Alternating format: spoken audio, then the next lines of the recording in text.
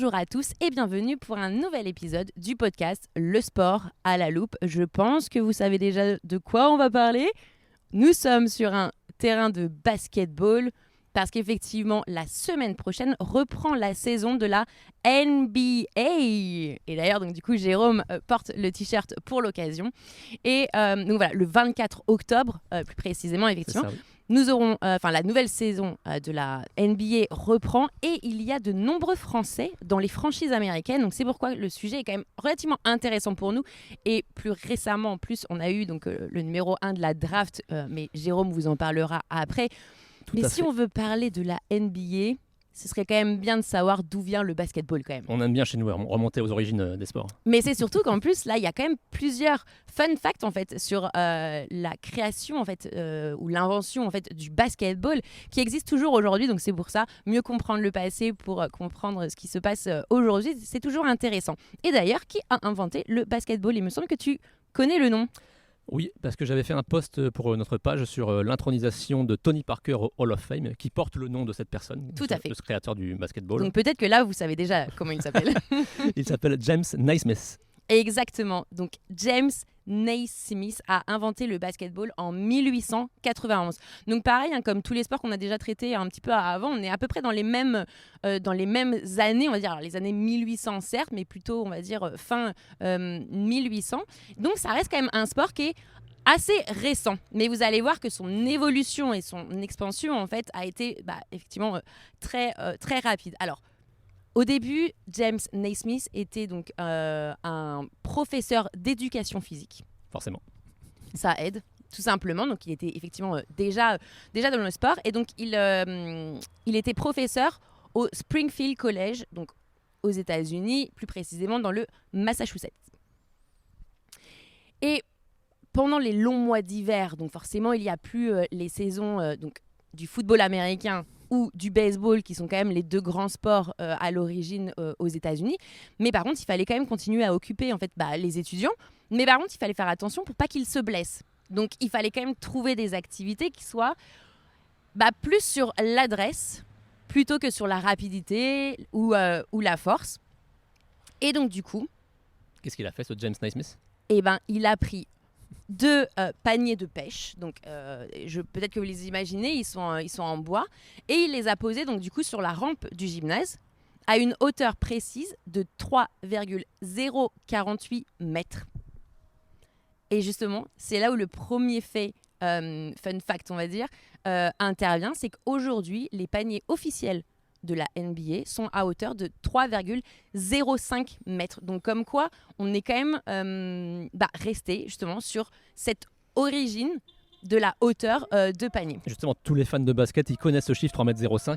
Mais donc c'est quand même fou de se dire que c'est juste parce qu'une personne a posé un panier de pêche sur une rambarde. Voilà, et exactement. Il y a plus de 100 ans. Voilà. Et exactement. Donc comme quoi, il a clairement mis à la bonne hauteur apparemment pour que ce soit, en tout cas, que ça devienne un sport intéressant.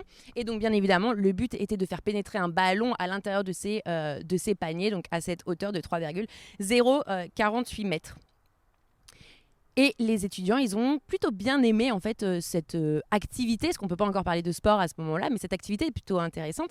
Et d'ailleurs, c'est que ces étudiants ont voulu nommer à la base ce nouveau sport Naismith Ball. Carrément. Ouais. Parce que donc du coup du nom de son inventeur, mais bien évidemment le professeur a refusé, peut-être par ego ou je ne sais pas, ou peut-être que pour lui il ne le souhaitait pas. Et c'est donc du coup le chef de la classe, donc qui s'appelle Frank Mahan, qui s'est dit on va l'appeler basketball, logiquement pour panier ballon. Donc c'est là où est venu le nom de ce sport, basketball. Alors on aurait pu dire, ils auraient pu l'appeler Springfield, comme on a fait le rugby il n'y a pas si longtemps. Ouais. Pour, C'est vrai que c'est marrant de vraiment se replonger dans un peu l'origine des noms des sports. Tout à fait. On voit que certains prennent des noms de villes, effectivement, comme rugby, et d'autres... Alors il n'y en a pas beaucoup qui prennent les noms de villes, malgré tout. C'est vrai que pour les sports, là il était assez simple en fait quand on regarde effectivement basket ballon, hein, tout simplement. Alors maintenant nous en plus on l'appelle beaucoup plus basket. Personne dit basketball en fait. Ouais, plus vraiment maintenant. Et à ne pas confondre les baskets que nous on utilise d'ailleurs pour apparemment utiliser, pour les chaussures. Mais non, en tout cas basket restera toujours un panier. Donc voilà en tout cas pour l'origine du basketball, en tout cas du nom. Et bien évidemment, il va commencer donc à organiser la première rencontre qui a lieu donc peu de temps après, le 21 décembre 1891 à Springfield bien évidemment, et fondée sur les 13 règles originelles. Alors elles sont relativement simples, je pense que beaucoup les connaissent, hein. On peut prendre le ballon à deux mains, on ne peut pas courir. Donc voilà, ça reste des petites règles assez basiques, on peut dire, en tout cas par rapport à la pratique d'aujourd'hui. Et elles sont publiées donc en janvier 1892 dans le journal officiel donc, du Springfield College qui s'appelle The Triangle. Et il est republié en 1893 avec de légères modifications. Mais je pense que quand même, rien à voir avec les règles que l'on peut avoir aujourd'hui, qui sont bien plus poussées qu'est-ce qu'elles étaient à l'époque.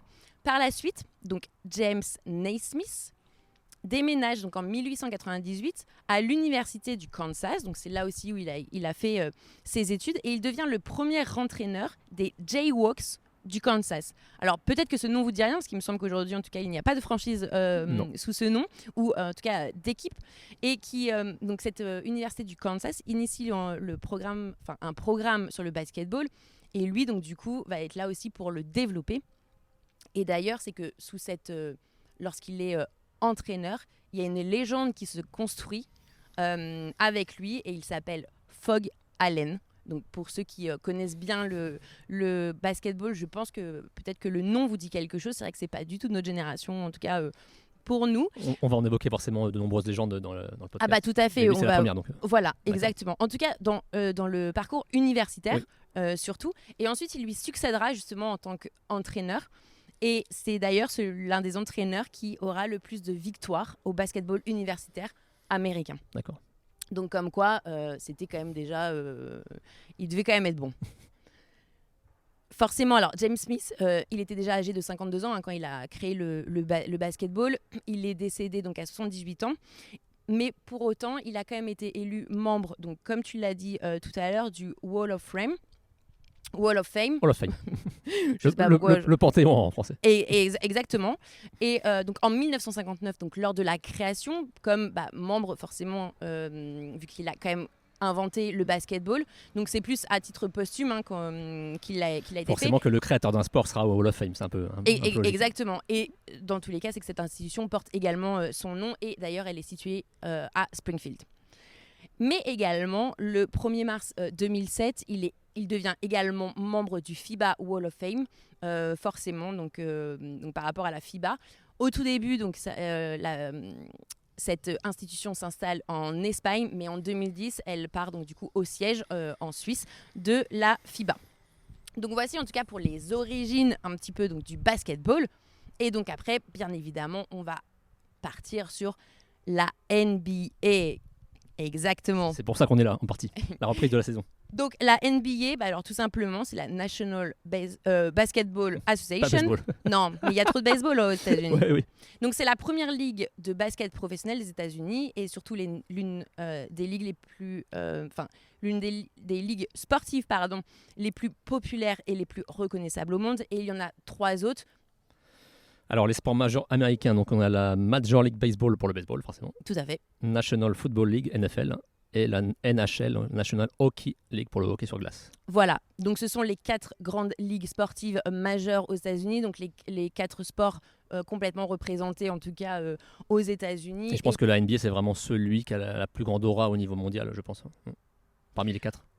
Je sais pas si on alors, peut le dire ou pas. je sais pas effectivement si c'est l'une d'elles, parce que le hockey est quand même extrêmement représenté aussi. On sait que par exemple le football américain, ça reste quand même une institution aux États-Unis, qui l'est moins dans le reste du monde. Mais en tout cas, ces 4 grandes ligues sont quand même devenues clairement de toute façon des entreprises qui ont réussi, qui génèrent beaucoup de profits aujourd'hui, et la NBA en fait partie.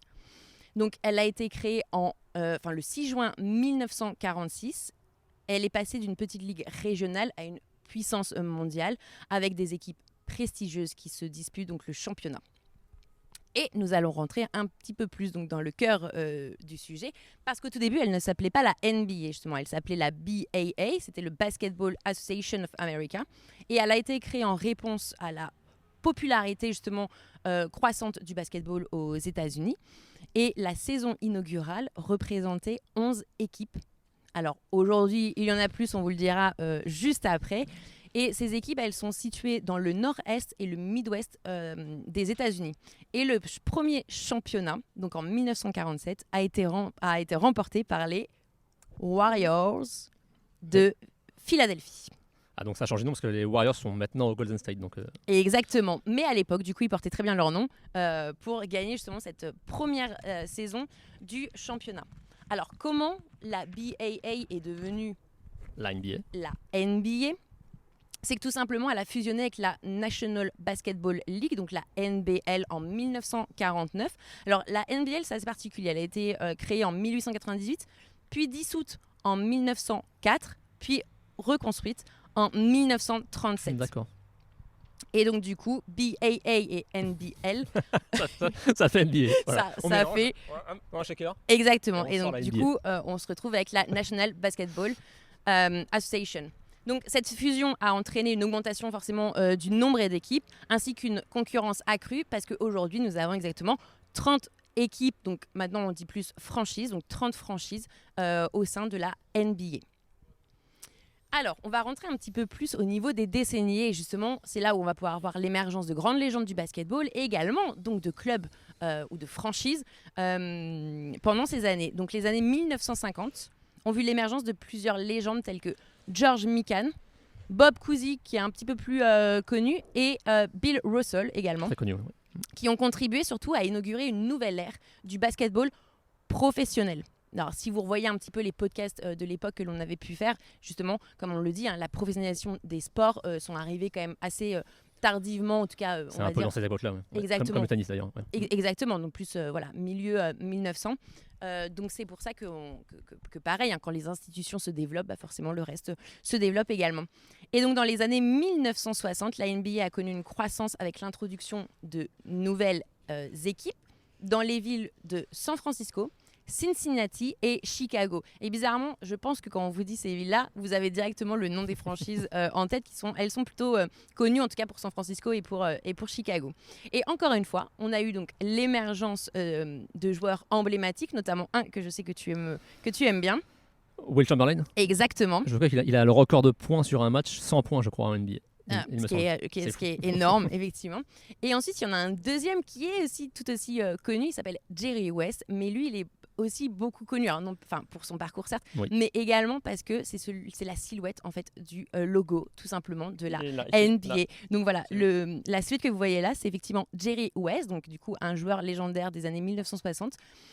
Alors, sans son autorisation, forcément, elle a été prise, mais justement, sur un fact qu'on vous avait fait sur notre compte Instagram, on avait pu expliquer justement ce logo de la NBA, parce que c'est assez particulier, et en plus, c'est un logo qui existe toujours aujourd'hui et qui est devenu une marque. Très clairement. Donc voilà, Jerry West, c'est le gardien de la NBA. Connu derrière. pour différentes choses, on va dire. Voilà. Et également, c'est dans cette même décennie, il y a Elgin Baylor, qui est également du coup ce troisième joueur un petit peu emblématique de cette décennie.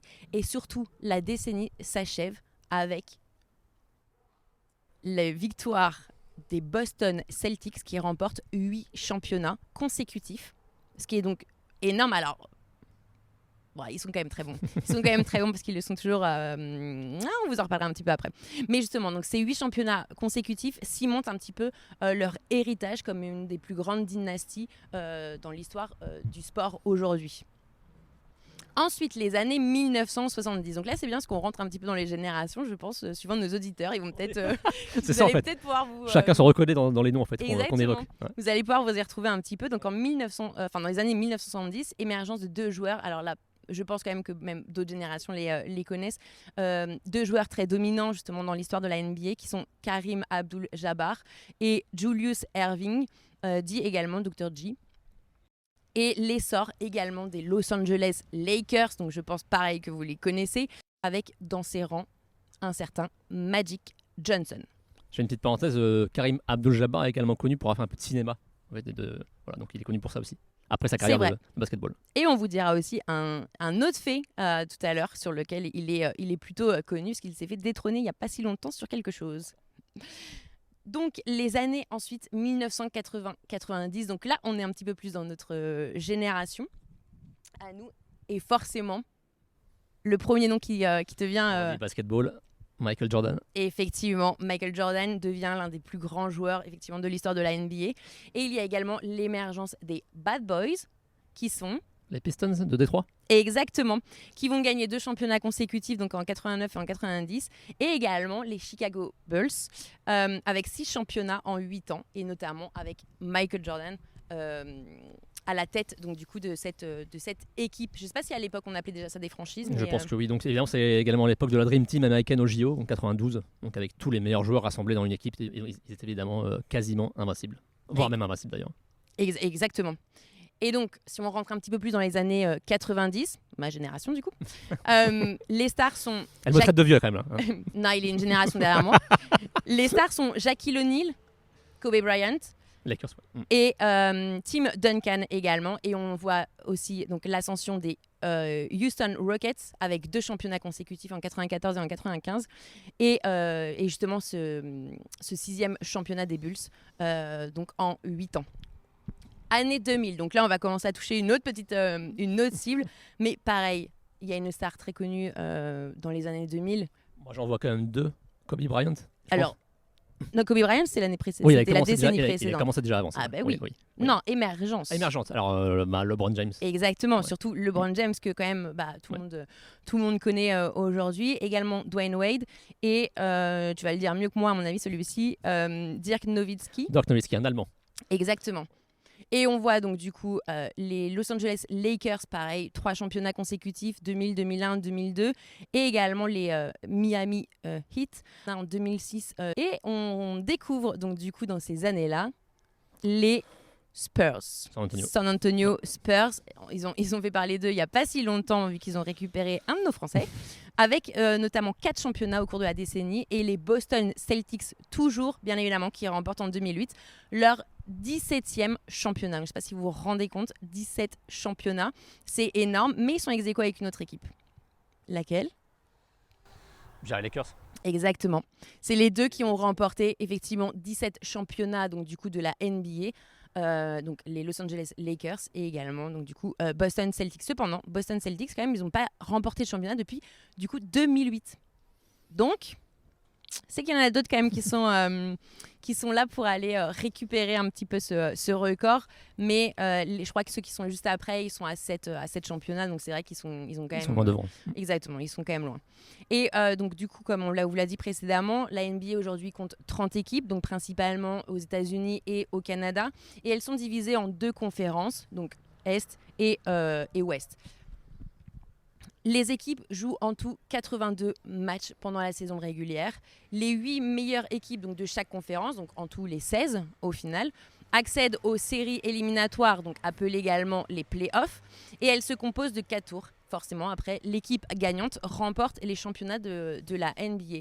Et vous allez me dire, mais du coup, les 14 autres équipes, qu'est-ce qu'elles font ? Eh bien, tout simplement, ils partent direction la draft pour justement aller chercher d'autres joueurs, principalement des joueurs issus de l'université, comme ils ont pu avoir le cas là, avec les Spurs et avec Wemby, avec Victor, mais Jérôme vous en parlera après. Mais voilà, les moins bonnes équipes partent à la draft, en tout cas, pour essayer d'aller reconstituer aussi une équipe avec des nouveaux membres, contrairement aux 16 autres donc, du coup, qui ont joué jusqu'à la fin. Et du coup, il y a parfois un petit débat en NBA, savoir si les équipes font pas un petit peu exprès de perdre pour récupérer les meilleurs joueurs.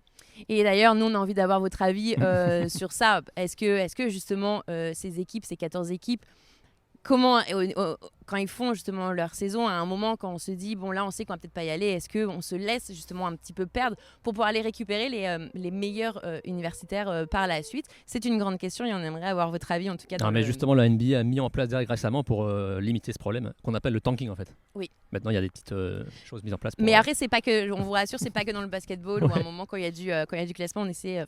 C'est aussi une sorte de stratégie entre guillemets qui est pas toujours très fair. En tout cas, moi, c'est mon avis. C'est pas toujours très fair de le faire, mais voilà, il y en a, c'est pour aussi aller gagner un peu plus après. Alors, j'ai du coup un autre petit fun fact justement, juste avant de laisser la parole à Jérôme pour vous parler justement un peu plus de ces Français. C'est que comme tout à l'heure, on a parlé justement LeBron James, Karim Abdul-Jabbar, ils ont quelque chose en commun. Tout simplement, le meilleur marqueur de la NBA en carrière à ce jour est devenu depuis le 7 février 2023. Très récent. Exactement, LeBron James, justement, qui a marqué exactement 38 652 points. C'est quand même beaucoup de paniers, ça, quand même. C'est beaucoup de paniers. Et justement, il a détrôné l'ancien leader, qui est Karim Abdul-Jabbar, qui avait lui-même 38 387 points. Mais c'est surtout qu'il était numéro 1 depuis le 5 avril 1984. Moi, je peux vous dire, je n'étais pas née. Donc c'est vraiment un record qui était extrêmement ancien. Mais exactement, il a tenu cette place pendant 38 ans et 307 jours. Donc c'est énorme. C'est vraiment... c'est là justement quand on parle de légende du basket, c'est clairement là où on peut en tout cas le voir. Donc également, on vous a parlé donc, des 2 équipes les plus titrées. Mais il y a aussi un autre fait, c'est que la NBA a créé donc 2 ligues affiliées également, qui est donc la WNBA, donc forcément pour la Women National Basketball Association. Et d'ailleurs, je fais une parenthèse, les playoffs se déroulent en ce moment. Oui, tout à fait. Et également, donc, cette 2e ligue affiliée, c'est la NBA J-League. Donc Jérôme, d'ailleurs, vous en reparlera un petit peu après. tout à l'heure. Donc voici en tout cas pour les origines en tout cas du basket, et c'est pour toutes ces raisons qu'aujourd'hui nous avons de nombreux Français d'ailleurs dans les franchises. Je vais commencer par faire une petite parenthèse très très rapide sur la saison à venir. Donc les tenants du titre sont les Denver Nuggets avec leur joueur dominant, donc Nikola Jokic, le Serbe, qui a été élu MVP, qui a vraiment été énorme. Ok, alors est-ce que tu peux nous préciser ce qu'est le MVP? Most Valuable Player, donc c'est le meilleur joueur de la saison régulière. Tout à fait. Et donc c'est lui qui a vraiment été dominant, et avec ce joueur et d'autres, les Nuggets sont donc parmi les favoris pour cette saison à venir. Mais il y a également les Milwaukee Bucks qui ont recruté un joueur très très fort, Damian Lillard, en provenance de Portland, et donc, qui va donc seconder Giannis Antetokounmpo, non pas évident à prononcer, c'est un grec. Et en général en NBA, quand on met 2 stars ensemble, ça peut faire des dégâts. Donc les Bucks sont parmi les favoris. On a également parmi les challengers possibles donc les Celtics de Boston et forcément les Phoenix Suns. Les Boston veulent aller chercher clairement leur 18e victoire pour justement dépasser aussi les Lakers. C'est vrai que ce serait quand même assez fou, surtout après quand même, donc du coup si on regarde, ça ferait 15 ans. Oui. 15 ans qu'ils n'ont pas gagné un championnat. Il est peut-être temps de se réveiller les gars. Mais on est là pour parler avant tout des Français. Oui. Donc un petit rappel historique, le premier Français en NBA, c'était Tariq Abdul-Wahad en 1997. C'est un peu lui qui a ouvert la voie à d'autres. Après on a eu Jérôme Moïseau et Tony Parker, le 3e, qui est le Français le plus connu en NBA, qui a récemment été intronisé au Hall of Fame. Tout à fait. Qui a quand même gagné 4 bagues de champion avec les Spurs. Oui. Depuis, donc, il y a eu vraiment beaucoup de Français en NBA. Et là, cette saison, on a en tout 14. Dont évidemment un dont tout le monde parle depuis quelques semaines. C'est surtout future très très très grande légende du basketball. En tout cas, c'est tout ce qu'on peut lui souhaiter, mais en tout cas, il est bien parti pour. Et en plus, il est dans l'équipe de Parker, donc forcément. Bizarrement. On fait des comparaisons. Bizarrement. Et il aura le même coach, donc Greg Popovich, qui va donc le prendre sous son aile. Et donc ce Victor Wembanyama, c'est un phénomène dont on parle depuis quelques temps déjà, parce qu'il a un profil de joueur de basket nouveau, 2m24, mais qui court. Très, très mobile. Donc c'est vraiment un truc hallucinant. C'est vrai. Le mec a à la fois une taille de pivot, même très grand pivot, et il sait tout faire. Shooter, courir. Donc voilà, c'est vraiment, on annonce ce joueur comme le meilleur joueur du monde à venir. Peut-être pas pour rien qu'il a été numéro 1 de la draft d'ailleurs. Ce qui évidemment est une première pour un Français, donc numéro 1 de la draft. Donc forcément, les Spurs qui ont terminé dernier de la saison NBA. C'est pour ça qu'on vous posait vraiment ce débat qui est, est-ce que justement, quand on sait justement, parce que bien évidemment, il savait aussi qu'on allait avoir ce genre de, ce profil-là, tout simplement à la draft. Donc voilà, on est vraiment très curieux en tout cas d'avoir votre avis sur ce débat. Est-ce que les Spurs justement ont échoué pour pouvoir aller chercher? Échouer est un grand mot. Oui. Donc, en tous les cas, donc, comment dire, c'est plutôt un projet à long terme parce qu'on sait que dans la NBA, même si on récupère le meilleur jeune, c'est pas forcément lui qui va tout changer dans l'équipe. Ce serait trop facile. Voilà. Même si Wembanyama annonce vouloir viser les playoffs. Oui. Mais le titre, forcément, c'est pas pour cette année, ce sera un projet à plus long terme. Après, on peut avoir des surprises, mais on sait qu'en général, c'est pas un jeune qui va tout changer une équipe qui est dernière de conférence. Non. Voilà. Donc, en tous les cas... mais les surprises sont toujours bonnes à prendre dans le sport. À l'heure où on se parle, les matchs de pré-saison ont déjà commencé et on parle déjà pas mal de lui. Il a fait des belles prestations et ça va évidemment être le joueur hyper attendu avec une pression énorme sur ses épaules. Mais bon, on sait qu'il a un entourage solide, donc effectivement. On va évidemment observer ça avec une très grande attention. Oui, mais d'ailleurs, ce n'a pas été le seul Français qui a été relativement haut quand même dans la draft. Il y en a effectivement un deuxième qui a d'ailleurs été son équipier au Mets de Boulogne-le-Valois. Donc, et 7e à la draft, donc quand même c'est pas rien. C'est un peu une surprise d'ailleurs de le voir aussi haut dans la draft. Bilal Koulibaly, qui est donc, sera aux Wizards de Washington. Ouais. Et on l'annonce comme une potentielle belle surprise avec certainement un temps de jeu intéressant. Donc on va vraiment suivre ce joueur de très près.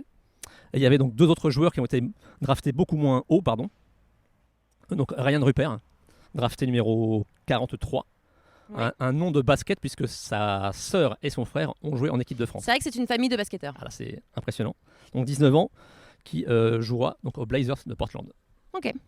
4e drafté, et il est également aux Spurs avec Wemby. Sidi Sissoko, 19 ans également, drafté 44e, et qui a déjà fait une saison, lui, en G-League, donc la ligue inférieure. Tout à fait. Et lui, à mon avis, va forcément être un petit peu baladé entre les deux cette saison, entre la division inférieure et la NBA. J'en parlerai un petit peu après. Oui, tout à fait, parce c'est quand même assez particulier Voilà. ce genre-là. Alors, à part Victor Wembanyama, il y a d'autres joueurs français majeurs en NBA. Bien On évidemment. va en parler donc maintenant. Donc, on a un joueur expérimenté, Nicolas Batum, 16e saison en NBA. Apparemment, sa dernière selon lui. Ça pourrait être sa dernière. Bah, c'est qu'il est peut-être pas tout jeune du coup. Oui, il a 34 ans, donc un joueur majeur de l'équipe de France. Il est lui aux Clippers de Los Angeles. Il a plutôt un rôle maintenant de joker sur le banc, mais il va forcément encore avoir sa contribution pour les Clippers qui ont joué les playoffs la saison dernière. Donc une équipe. Mais donc à regarder de près si c'est effectivement sa dernière saison potentielle. Et en plus, qu'est-ce qu'il y a en fin de saison? Ouais. Les Ah JO. bah bien évidemment. Donc voilà. Oui, évidemment. Ça pourrait être un peu l'apothéose pour lui. On sait que l'équipe de France de basket sort d'une Coupe du Monde très compliquée Oui. et qu'ils veulent se racheter aux JO. On a également un joueur qu'on connaît bien, Rudy Gobert, qui a quand même été le meilleur défenseur de la NBA quand même 3 fois, 2018, 19, 21. Un très gros contreur. Ils sont pas mauvais nos Français quand même. Hein. Alors lui, par contre, il a changé de club récemment. Il a fait une saison. Il était avant au Utah Jazz et il est passé chez les Timberwolves de Minnesota. Et ça s'est pas très bien passé pour lui. Il y a eu quelques petits problèmes d'ego avec les autres stars de l'équipe. Donc on va voir si la mayonnaise prend mieux cette saison entre lui et donc ses équipiers. On a également un nom pas facile à prononcer, Frank Ntilikina, qui était blessé à la Coupe du Monde et qui lui change de club, qui passe des Dallas Mavericks aux Charlotte Hornets. 25 ans, un joueur assez prometteur, on va voir donc aussi ce qu'il fait cette saison. C'est sa 7e saison déjà en NBA. Autre nom connu, Evan Fournier, donc, qui c'est sa 12e saison déjà en NBA, qui a joué pendant 10 ans au Orlando Magic, qui a donc changé de club pour passer aux Knicks. Première saison superbe, et la deuxième, ça s'est beaucoup moins bien passé. Parce qu'on sait qu'en NBA, en fait, la relation entre le coach et le joueur, c'est important. Tout à fait. Si un nouveau coach arrive et qu'il a un système différent en tête, un joueur qui était avant important devient du coup mineur. Et donc c'est le cas d'Evan Fournier qui, malgré tout, va donc tenter sa chance encore cette saison au Knicks pour donc gagner sa place et donc des minutes de jeu. Bah, c'est vrai que c'est toujours compliqué quand effectivement il y a ce relationnel qui est mis en place et c'est vrai que ça peut impacter justement aussi le bien-être de l'équipe aussi et de sa propre position. Et on le sait, hein, pour être aussi un grand athlète, il faut aussi un certain ego et en général c'est aussi là où ça a du mal à...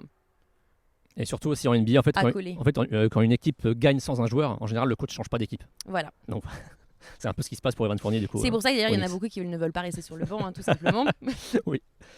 On a après donc des Français un petit peu moins connus en NBA. Donc on a Ousmane Dieng qui est à Oklahoma City Thunder, sa 2e saison en NBA. Et Killian Hayes qui lui donc a 22 ans, 4e saison à Détroit. Donc sa dernière saison de contrat à Détroit, il a vraiment intérêt à faire ses preuves. Mais en tout cas, ce qui est bien, c'est qu'on a quand même des Français qui sont plutôt un peu éparpillés quand même dans toutes ces franchises. Hein. On n'est pas que sur quelques-unes. Hein. J'ai l'impression qu'on en touche quand même une bonne dizaine en tout cas. Tout à fait. Donc bravo les Français en tout cas. Alors maintenant, je vais aborder la question de ce qu'on appelle le two-way contract, donc cette fameuse J-League. Donc en fait, par rapport à avant, l'effectif des clubs NBA est plus large et en fait, chacune d'entre elles a un club affilié en J-League.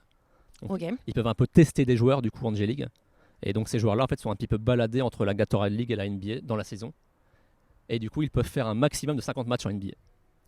Et leur salaire donc en fait dépend du nombre de matchs NBA.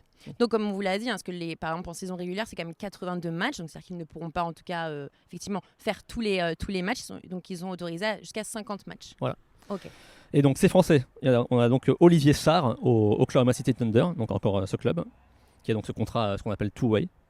Moussa Diabaté, qui a fait une belle saison aux Clippers et donc qui a re-signé un contrat two-way avec cette même équipe des Clippers. D'accord. On a Théo Malédon, qui est au Hornets, 4e saison NBA. Donc il y a encore ce fameux contrat, J-League. Et enfin un joueur qui lui n'est pas passé par la draft, donc Malcolm Casalon aux Pistons. Donc voilà, beaucoup de Français avec ce système de contrat two-way, donc qui ont intérêt à faire leur preuve. Donc chaque match en J-League, c'est vraiment l'occasion de marquer des points entre guillemets pour convaincre le club NBA de reprendre. Donc voilà, vous savez tout en tout cas sur les Français qui sont dans ces franchises américaines. Je pense que maintenant vous en savez un petit peu plus aussi sur le basketball. Donc voilà, n'hésitez pas. En tout cas, ce qu'on voulait vous dire aussi, c'est qu'il y a beaucoup de terrains de basket qui sont en tout cas présents dans les villes. Donc n'hésitez pas à aller faire quelques petits paniers. Il me semble que tu voulais rajouter quelque chose. Oui, un petit mot sur la reprise en elle-même. Donc ça reprend le 24 octobre avec 2 matchs. Donc dans la nuit du 24 au 25 pour nous les Français. Et il y a 2 très grosses affiches pour démarrer. Donc Denver Nuggets, tenant du titre, contre les Lakers. C'est, il me semble, la revanche de la finale de la conférence Ouest 2023. Et Golden State contre Phoenix. Et pour les grands débuts du fameux Victor Wembanyama, c'est le lendemain, à domicile, contre Dallas. Donc voilà, c'est vraiment le match que je pense que beaucoup de Français vont regarder, même si ça va être peut-être tard le soir, mais on sera devant les écrans pour la première prestation. En tout cas, déjà pour ce début de saison, on sait que la NBA, en tout cas, accroche beaucoup de personnes. Donc voilà, en tout cas, on voulait que vous en sachiez un petit peu plus sur cet univers et notamment aussi mettre en avant tous ces Français, parce que certes, on parle beaucoup de Victor, mais voilà, il n'y a pas, même si on apprécie beaucoup Victor, c'est pas le problème. Mais voilà, quand on a 14 Français en NBA, c'est que c'est quand même plutôt pas mal. Donc voilà, n'hésitez pas en tout cas à les suivre. N'hésitez pas toujours à débattre quand même au niveau des commentaires pour savoir justement ce que vous en pensez.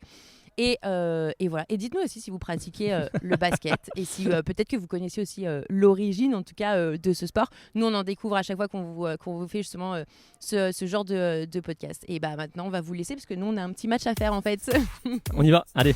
Merci à tous, à la semaine prochaine, salut.